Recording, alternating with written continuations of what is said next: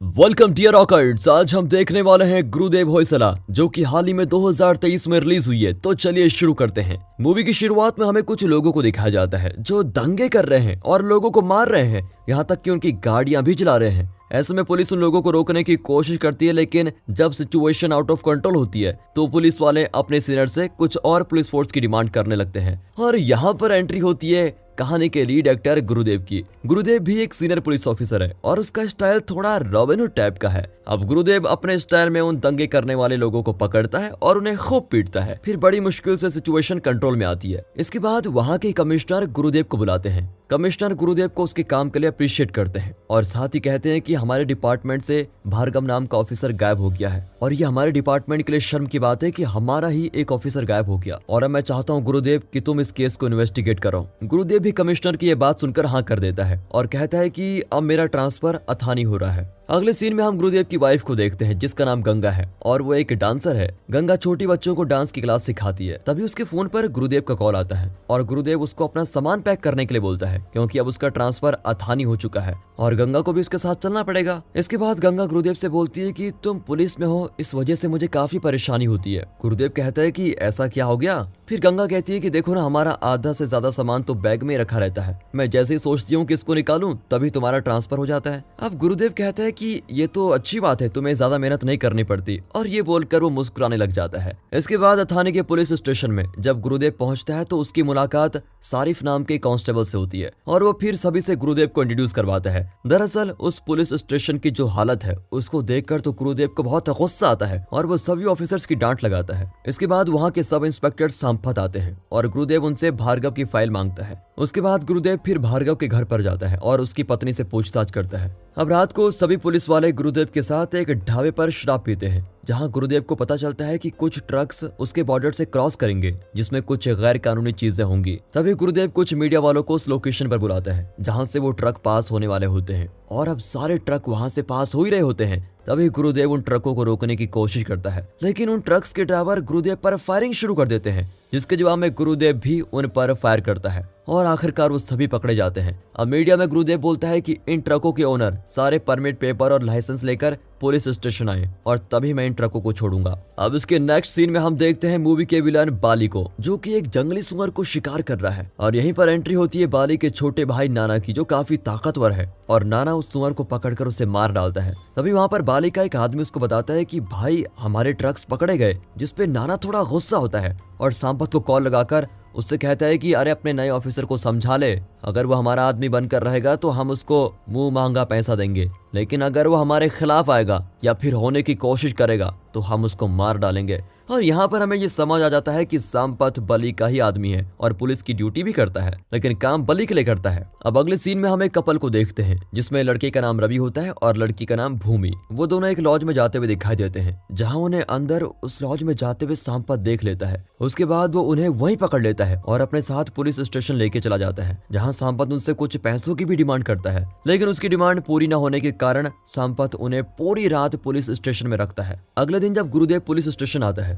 तो वो उस कपल को देखकर उनसे सवाल पूछना शुरू करता है। तभी रवि गुरुदेव को सारी बातें बताता है कि हम दोनों एक कॉलेज स्टूडेंट्स हैं और एक दूसरे से प्यार करते हैं और शादी करना चाहते हैं, लेकिन हमारे माँ बाप इस शादी के लिए तैयार नहीं है, क्योंकि मेरी फैमिली एक नीची जाति से बिलोंग करती है और भूमि की फैमिली एक ऊंची जाति से, इसलिए हम दोनों उनसे बचकर एक लॉज में जाकर छुपे हुए थे। लेकिन संपत सर ने हमें बिना किसी अपराध के पकड़ लिया और हमसे पैसों की डिमांड भी की। उनकी ये सारी बातें सुनने के बाद गुरुदेव संपत को बुलाकर उसको बहुत भला बुरा सुनाता है और साथ ही उसे दोनों की शादी कराने को बोलता है, जिसके जवाब में रवि और भूमि की शादी वहीं पुलिस स्टेशन में हो जाती है और फिर गुरुदेव उन्हें बस स्टैंड पर ड्रॉप करवा देता है। अब रात को गुरुदेव अपनी फैमिली के साथ पार्टी कर रहा होता है और कमिश्नर भी वहीं पर होते हैं। तभी वहां पर बल्ली और नाना अपने कुछ आदमियों के साथ आता है और यहाँ हमें मूवी का मेन विलन दादा की एंट्री होते हुए दिखाई जाती है, जिसके लिए बल्ली और नाना दोनों ही काम करते हैं। अब दादा और गुरुदेव में बहस शुरू हो जाती है। दादा गुरुदेव को बोलता है कि तुम किसके इलाके में खड़े हो शायद तुम्हें पता नहीं है, लेकिन गुरुदेव भी कहता है कि मैं कौन हूँ शायद तुम्हें ये मालूम नहीं है,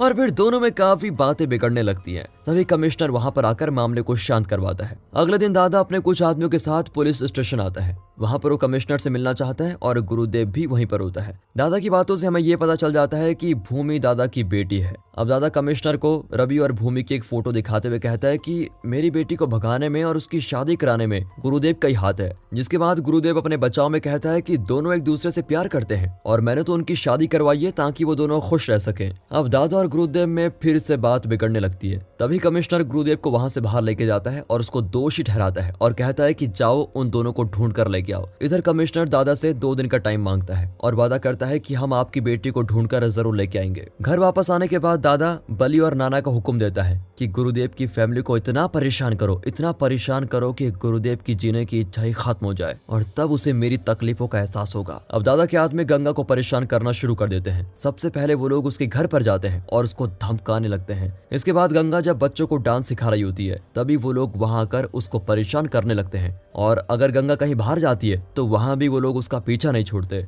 इधर गुरुदेव को जब ये बात पता चलती है तब वो दादा के घर पर जाता है और उसके गुंडों को खूब पीटता है और दादा को धमकी देता है कि तुम गंगा से दूर रहो। लेकिन दादा गुरुदेव को उसकी तकलीफ के बारे में बताता है जो कि उसको उसकी बेटी के जाने के बाद हुई। अब गुरुदेव भी उसको समझाता है कि ठीक है, मैं वादा करता हूँ तुम्हारी बेटी को ढूंढ के तुम्हारे पास सही सलामत पहुंचा दूंगा। अब अगले सीन में गुरुदेव रवि के एक दोस्त को पकड़ता है और उसको डराने धमकाने लगता है। तभी रवि का दोस्त उसको सारी बात बताता है कि कैसे रवि और भूमि एक दूसरे से मिले थे और उनके बीच कैसे प्यार हुआ। और ऐसे ही होली वाले दिन जब रवि ने भूमि को रंग लगाया तो उसे रंग लगाते नाना ने देख लिया और फिर एक दिन उसने रवि को पकड़कर खूब मारा क्योंकि नाना भी भूमि से प्यार करता था और उसी से शादी करना चाहता था। और फिर रवि और भूमि ये बात बहुत जल्दी समझ गए कि उन दोनों की कास्ट की वजह से उनकी शादी कभी नहीं हो सकती और इसलिए फिर दोनों भागने का प्लान बनाकर भाग गए। अब गुरुदेव रवि के दोस्त को और फिर कुछ पुलिस वालों को लेकर रवि को ढूंढने की कोशिश करता है। दूसरी तरफ नाना भी रवि को ढूंढने लगता है और ऐसे ही एक दिन जब नाना उनको ढूंढ रहा होता है तो वो एक बस में रवि को देख लेता है।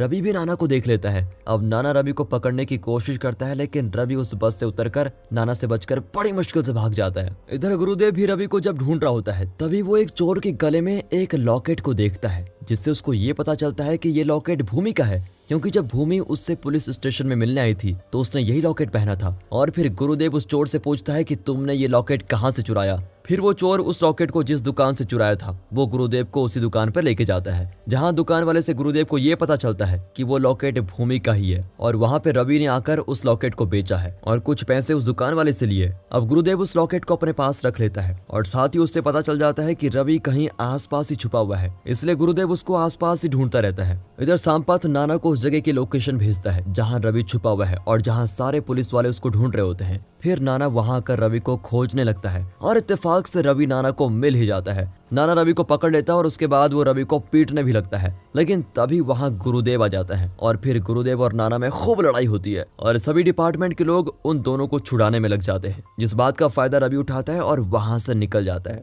अगले दिन गुरुदेव उसी गांव में जाता है जहां रवि और भूमि छुपे हुए होते हैं। उस गांव के लोगों से पूछने पर गुरुदेव को रवि का पता चल जाता है जिसके बाद गुरुदेव रवि के पास जाता है और उसे पकड़ ही लेता है। फिर गुरुदेव रवि को एक जोर का तमाचा मारता है और बोलता है तुमने मुझे धोखा दिया। लेकिन रवि गुरुदेव से बोलता है कि सर आप प्लीज मेरी बात सुन लीजिए, उसके बाद आप डिसाइड करना कि मैंने सही किया या गलत। अब रवि गुरुदेव से कहता है कि जब नाना ने मुझे मारा था तब मैं हॉस्पिटल में था, तब भार्गव सर मेरे पास आए और मुझे बोला कि मैं तुम्हें इंसाफ दिलाऊंगा लेकिन उसके लिए तुम्हें मेरी मदद करनी होगी, तुम्हें नाना और बली के खिलाफ सबूत लाना होगा। और भार्गव सर के ये बोलने के बाद मैं उनकी बात मानकर सबूत इकट्ठा करने के लिए निकल गया और फिर मैं नाना और बली की इलीगल सैंड माइनिंग की इन्फॉर्मेशन स्पॉट से ही भार्गव सर को देने लग गया। तभी मुझे भूमि का कॉल आया जो स्टेशन पर मेरा वेट कर रही थी और फिर उसके बाद मैं भूमि के पास चला गया और जब मैं अपने एक दोस्त को इस बारे में बता रहा था तभी भूमि ने मेरी सारी बातें सुन ली थी। लेकिन फिर मैंने आखिरकार भूमि को किसी तरह समझा दिया कि मैं कुछ गलत नहीं कर रहा हूँ और उसके बाद हम दोनों यहाँ आ गए थे। अब रवि की ये सारी बातें सुनने के बाद गुरुदेव थोड़ा शांत होता है और फिर वो दोनों भूमि के पास जाते हैं जहाँ गुरुदेव भूमि को ये बताता है कि तुम्हारे पिताजी बहुत परेशान हो रहे हैं, तुम दोनों मेरे साथ चलो और मुझ पे भरोसा रखो, मैं तुम्हारे पिताजी से बात करूंगा।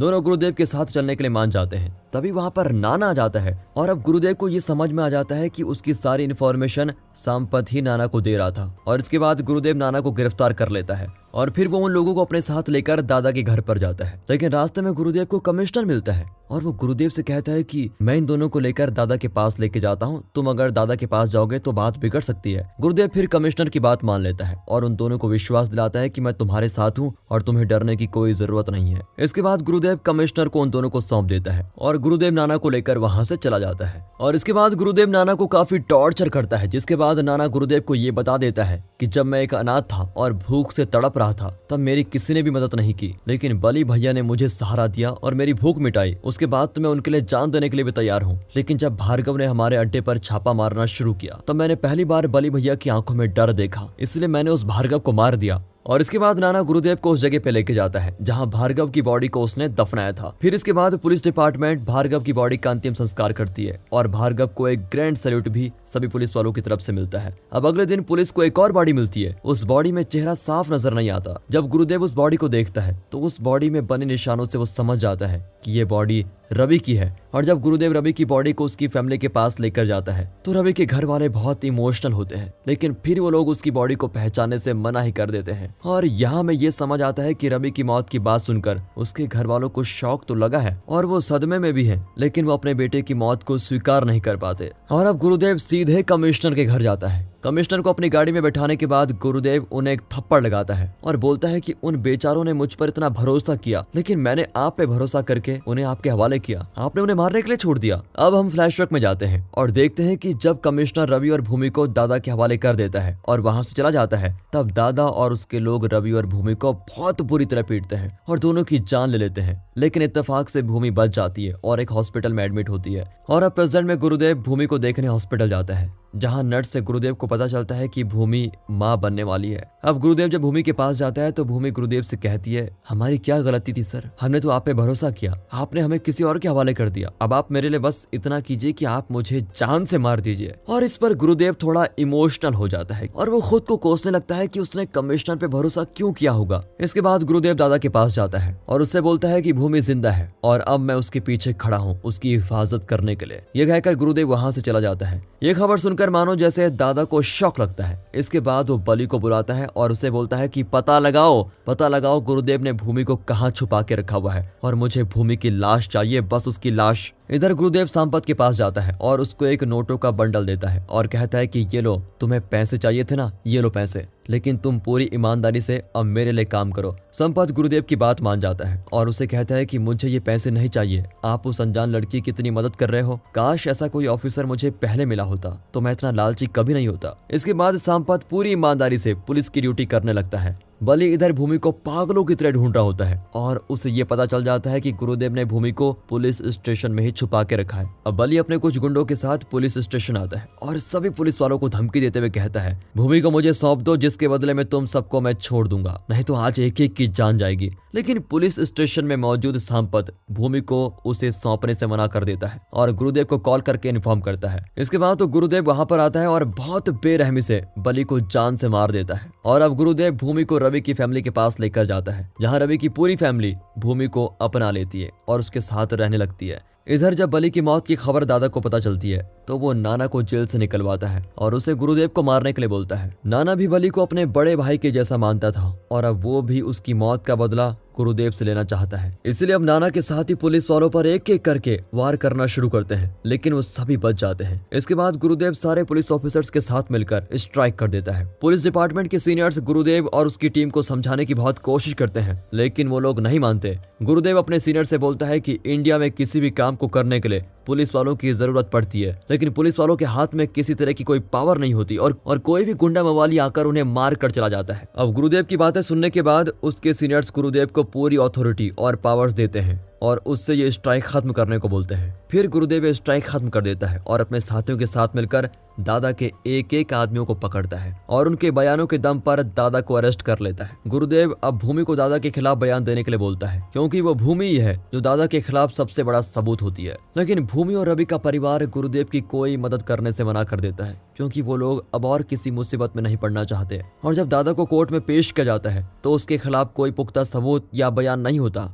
इसी कारण दादा को बाइज्जत बरी कर दिया जाता है। इसके बाद जब दादा कोर्ट के बाहर आता है तो वहां उसके लोग दंगे शुरू कर देते हैं। इसका फायदा उठाकर गुरुदेव दादा के पास आता है और उसे मारना शुरू करता है, लेकिन तभी पीछे से नाना गुरुदेव पे अटैक कर देता है और फिर गुरुदेव और नाना में जमकर लड़ाई होती है। लेकिन अंत में गुरुदेव नाना को मार ही देता है और उसके बाद फिर वो दादा को मारने जाता है। लेकिन तभी वहां पर भूमि आ जाती है और दादा के गले पर पैर रखकर उसे तड़पा तड़पा कर जान से मार देती है। अब गुरुदेव के सीनियर्स उन सभी को 6 महीने के लिए सस्पेंड कर देते हैं, क्योंकि उनकी प्रेजेंस में वहां दंगे हुए और दादा की जान भी गई, इसलिए उन्हें सस्पेंड कर दिया जाता है। और अब हमें यहाँ पर समझ आता है कि दरअसल वो दंगे दादा के आदमियों ने नहीं बल्कि गुरुदेव सेव नहीं करवाए थे, लेकिन किसी को इस बात का पता नहीं चला और गुरुदेव और उसकी टीम ने दादा को जान से मार ही लिया। इसके बाद वो सभी खुशी खुशी 6 महीने के लिए सस्पेंड होते हैं और उन्हें अपने इस काम पर गर्व होता है। और दोस्तों इसी के साथ ये मूवी यहाँ पर खत्म होती है। दोस्तों स्टोरी अच्छी लगी हो, मूवी अच्छी लगी हो, एक्सप्लेनेशन अच्छा लगा हो, वीडियो को लाइक कीजिए और चैनल को सब्सक्राइब। मिलते हैं अगली वीडियो में, तब तक के लिए गुड बाय, अपना ख्याल रखिए। Finally thanks for watching.